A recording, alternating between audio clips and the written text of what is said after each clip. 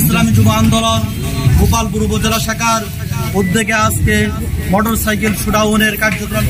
আমাদের মাঝে এখন সংক্ষিপ্তভাবে বক্তব্য রাখবেন ইসলামী যুব আন্দোলন গোপালপুর উপজেলা শাখার সংগ্রামী সাধারণ সম্পাদক হাফেজ হযরত মাওলানা মুফতি শরীফুল ইসলাম। আসসালামু আলাইকুম ওয়া রাহমাতুল্লাহি ওয়া সালাতু আলা রাসূলিল্লাহ। قال الله تعالى إن الذين كفروا أو ظلموا لم يكن الله ليغفر لهم ولا ليهديهم سبيلا।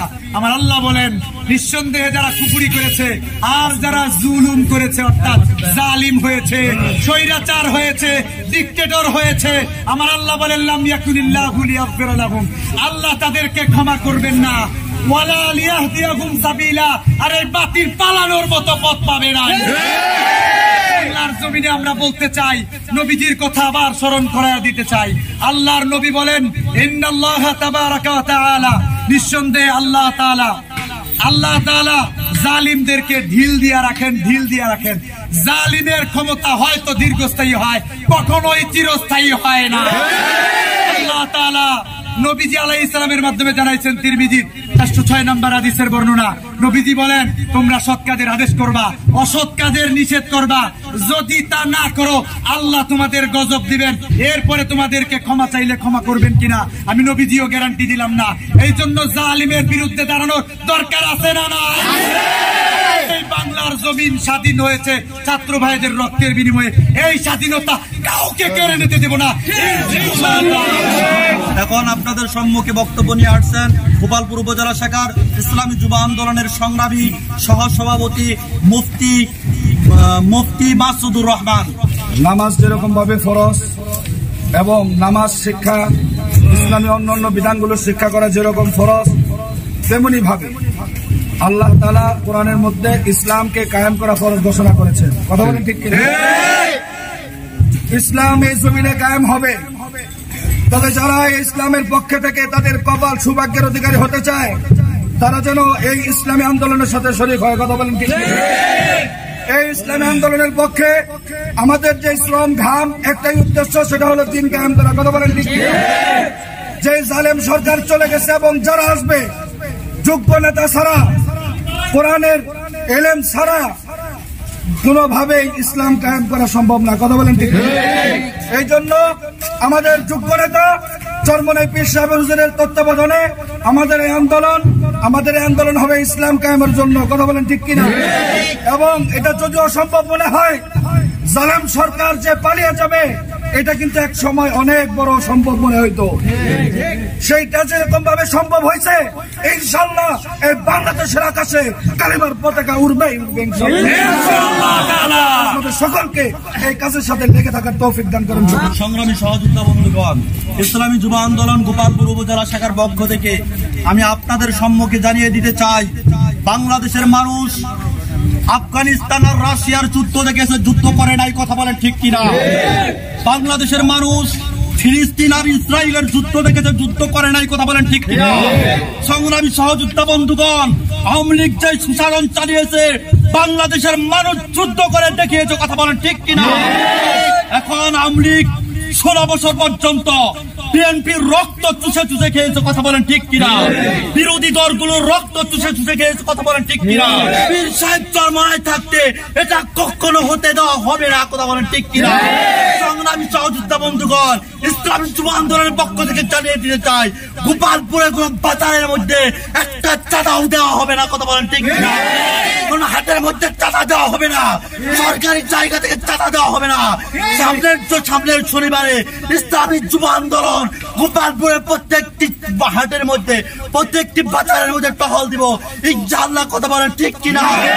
সংগ্রামী সহযোদ্ধা বন্ধুগণ, এখন আপনাদের সম্মুখে আলোচনা নিয়ে আসছেন ইসলামী যুব আন্দোলন গোপালপুর উপজেলা শাখার সংগ্রামী সভাপতি মোহাম্মদ হুমায়ুন আহমদ, মুফতি মোহাম্মদ হুমায়ুন আহমদ।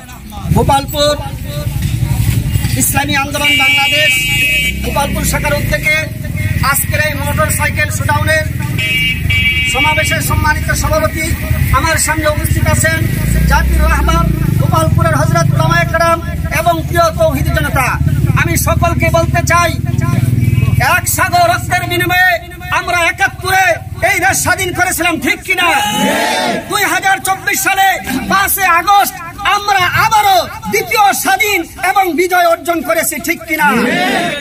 পৃথিবীর নিষ্ঠুরতম স্বৈর শাসকের জুলুমের হাত থেকে বাংলার জনতা অত্যাচারিত, নির্যাতিত, নিপীড়িত মানবতা আজকে মুক্তি পেয়েছে, ঠিক কিনা?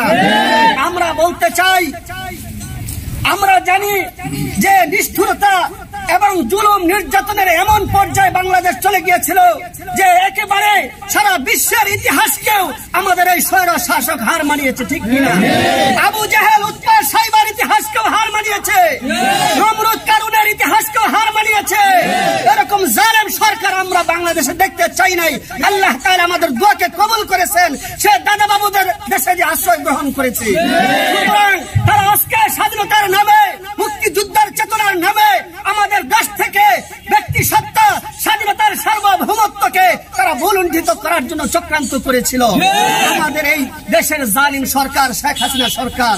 সুতরাং উনি যে জুলুম করেছে, আমরা আল্লাহ তাআলার কাছে দোয়া করেছি, আল্লাহ তাআলা আমাদের সকলের দোয়াকে কবুল করেছেন এবং আমরা এই জালিম সরকারের সকল প্রকার জুলুম নির্যাতন থেকে আমরা রেহাই পেয়েছি। আমরা এখানেই সংক্ষিপ্ত হব না, আমরা এখানে কমে যাব না। এটাই চিরস্থায়ী বিজয় নয়, আমাদের চিরস্থায়ী বিজয় অর্জন করতে হলে আমাদেরকে চরমোনাই পীর সাহেবের নেতৃত্বে আমাদেরকে মাঠে ময়দানে আমাদেরকে সক্রিয় থাকতে হবে। কোন পর্যন্ত আল্লাহর জমিনে আল্লাহর দ্বীন বাস্তবায়ন করতে না পারবো ততক্ষণ পর্যন্ত আমরা রাজপথ ছাড়বো না। ইনশাআল্লাহ সবাই রাজি আছেন তো? আমরা সকলকে কবুল করেন। সংগ্রামী সহযোদ্ধা বন্ধুগণ, এখন আপনাদের সম্মুখে বক্তব্য নিয়ে আসছেন ইসলামী আন্দোলন বাংলাদেশ গোপালপুর উপজেলা শাখার সংগ্রামী সভাপতি হাফেজ মোহাম্মদ রুহুল আমিন সাহেব। নারায়ে তাকবীর, নারায়ে তাকবীর। নেতা নয়, নীতি চাই, বাংলায় শুনতে পাই, নেতা আমাদের একটাই। আলহামদুলিল্লাহ, আল্লাহ পাকের শুকরিয়া আদায় যে আল্লাহ পাক রব্বুল আলামিন আমাদেরকে দ্বীনের স্বার্থে কাজ করা তৌফিক দান করেন। সবাই শুকরিয়া তান বলি আলহামদুলিল্লাহ। আজকে যে পরিবেশটা আমরা পেয়েছি, সংক্ষিপ্ত সময় আজান হয়ে যাবে এখনই, সংক্ষিপ্ত 1 মিনিটের ভিতরে আমি কথা শেষ করতেছি। আমরা যে পরিবেশ আজকে পেয়েছি, উন্মুক্ত ভাবে দ্বীনের কথা বলতে, আল্লাহর কথা বলতে, আল্লাহর জমিনে আল্লাহর কথা বলতে স্বাধীনভাবে পারতেছি, এটা কাদের অবদান? আজকে আল্লাহ পাকের রহমত আর ছাত্রদের, যুবকদের অবদানে আমরা এই পরিবেশ পেয়েছি, ঠিক কিনা? আজকে তাদের রুহের মাগফিরাতের জন্য আমাদের দোয়া করা দরকার। তাদের জন্য আমরা দোয়া করব। সাথে সাথে আমাদের শায়েখ যে এই যে ইচল ছিলেন, যে সংগ্রাম ছাত্ররা করতেছিলেন, আমাদের শায়েখ প্রথম থেকে নিয়ে শেষ পর্যন্ত শেষ ধাক্কাটাকে কিন্তু আমাদের শায়েখ দিয়েছেন, ঠিক কিনা? এই সর্বপ্রথম কারফিউ ভঙ্গ করেছে আমাদের ফয়জুল করিম পীর সাহেব, ঠিক কিনা? সেই হিসাবে আমাদের আরো অনেক কাজ বাকি। আমাদের শায়েখরা যেভাবে যখন থেকে কেন্দ্রেতে যে দিক নির্দেশনা আসবে আমরা সব বাস্তবায়ন করার চেষ্টা করব ইনশাআল্লাহ। তাহলে আমরা সফল কাম হতে পারবো, সামনে আগেইতে পারবো। শুধু বক্তৃতা দিয়ে ছুটন দিয়ে শেষ করলেই চলবে না। আল্লাহ পাক আমাদেরকে এই কোরআনকে সংসদ পর্যন্ত নিয়ে যাওয়ার তৌফিক, আমাদের শায়েখের মাধ্যমে যাওয়ার তৌফিক আল্লাহ তাআলা দান করুক। আল্লাহুম্মা আমিন। হুজুর দোয়া করুন এখন। اللهم انت السلام ومنك السلام تباركت يا ذا الجلال والاكرام اي مولاي كريم يا الله। হাজারো ছাত্রদের আন্দোলন, আয় রব্বে কারীম আয় আল্লাহ, অনেক ছেলেদের জীবনের বিনিময়ে আমরা যে স্বাধীনতা পেয়েছি, আপনি আমাদের দেশকে কবুল আর মঞ্জুর